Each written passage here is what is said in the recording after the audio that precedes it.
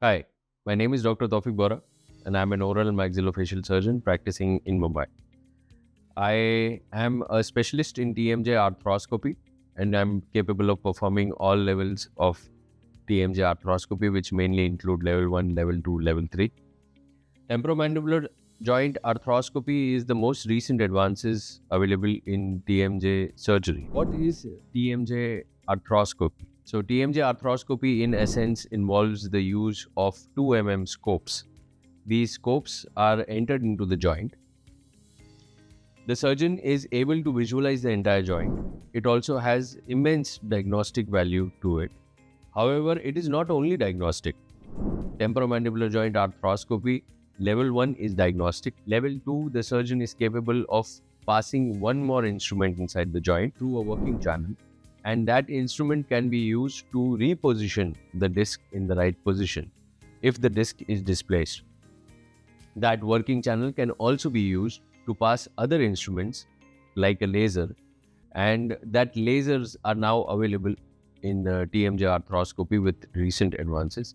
These lasers can be used to perform muscle myotomies.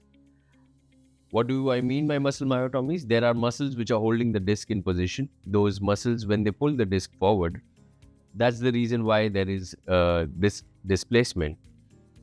So, lateral pterygoid muscle is the muscle we are talking about.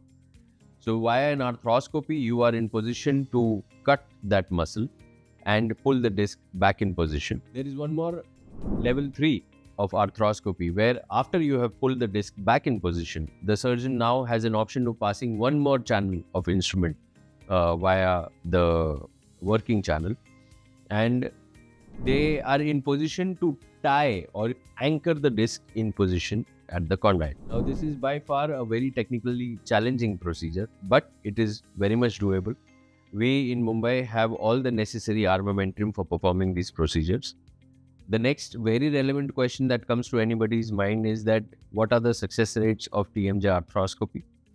TMJ arthroscopy, in essence, is a good procedure, but the success rate of the procedure is actually dependent on what stage the patient comes to the surgeon. You do not expect that procedure to perform miracles when the patient is coming in very late stage TMJ disorders. What do I mean by that is, if you are coming to a surgeon with an MRI that shows a perforation, a huge perforation inside the joint, probably TMJ arthroscopy is not meant for you. Then it will be a procedure that is an open joint procedure.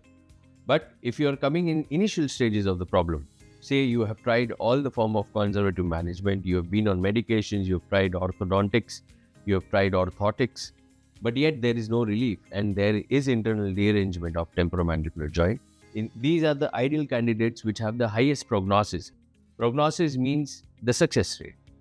So, on an average, when such patients come in initial stages, we as TMJ arthroscopy specialists are in position to give better results in patients who do not have a long-term or a chronic history of TMJ disorders, and specifically for the patients who come into the category of TMJ surgery. TMJ arthroscopy has very minimal downtime. There are risks involved in procedures, I will not deny that. But when compared to an open joint procedure, these risks are very less. And it is a very clean procedure, there are no scars. Yes, there are going to be holes, but they will heal inconspicuously. And the patient, if you are considering hospital stay, for that matter of fact, the hospital stay is also very limited. But yes, it is not a daycare procedure, it is a surgery at essence. If you think that somebody in your known circle requires these forms of advanced procedures, or if you who is watching requires something like this, kindly please get in touch with us. Thank you.